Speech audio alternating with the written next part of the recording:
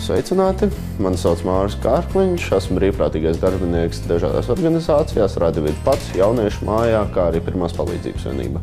Viņš ir bijis pusē, man liekas, no Liepājas organizācijām, tiešām ar savu enerģiju, ar to vēlmu arī savest visus kopā un palīdzēt un aicināt viens otru sadarboties. Jauniešu mājā viņi bija vākuši drēbītes un nodeva mums Latvijas Pirmās palīdzības vienībai, jo mums ir ziedojuma izstaba un mēs mēnesī vidēji vairāk kā 80 cilvēkiem palīdzam ar drēbēm, apģērbu. Viņš vienmēr ir atvērts draudzībai, kontaktiem un uztver to visu pozitīvi. Viņš rada jauniešiem piemēru, ka nevajag, piemēram, dusmoties vienam uz otru, ka vienmēr var atrisināt tās mazos problēmas, ceļā vienkārši izrunājoties. Viņš ir noteikti ļoti skaļš cilvēks, tā liekas sākumā, viņam ir savs viedoklis. Un ja sākumā varbūt pirmais, ko pamani, ir tieši tas viņa skaļums, tad īstenībā paiet laiks, ka tu tiešām ieraugi tos viņu iemeslus, kāpēc viņš dara lietas, ko viņš dara, kas ir viņa tas stāsts. Mēģināja kaut kā integrēties sabiedrībā un to darīja absolūti nepareizajos veidos.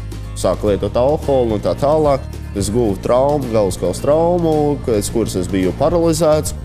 Ja tu esi izgājis cauri sāpēm, ciešanām, tu īsti negribi vairāk redzēt nevienu cilvēku šādā pozīcijā. Viņš redz ļoti daudz cilvēkus, kas varētu aiziet uz to pašu punktu, kur viņš ir bijis. Un es gribu, lai viņi izvairītos.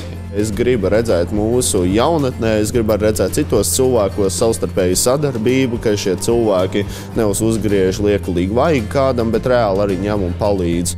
Parasti jau tā ir vajadzīgs kāds, kā Ziedonis teica, garains, kas veicina vārīšanos. Tas ir par Māri, jā. Veids, kā būt dumpiniekam mūsdienās, ir tas, ka mēs esam sirsnīgi un mīlīgi cilvēki pret saviem citiem cilvēkiem, kas mūs ir apkārt un nepakļaujamies sabiedrības normām, bet mēs cenšamies palīdzēt viens otram.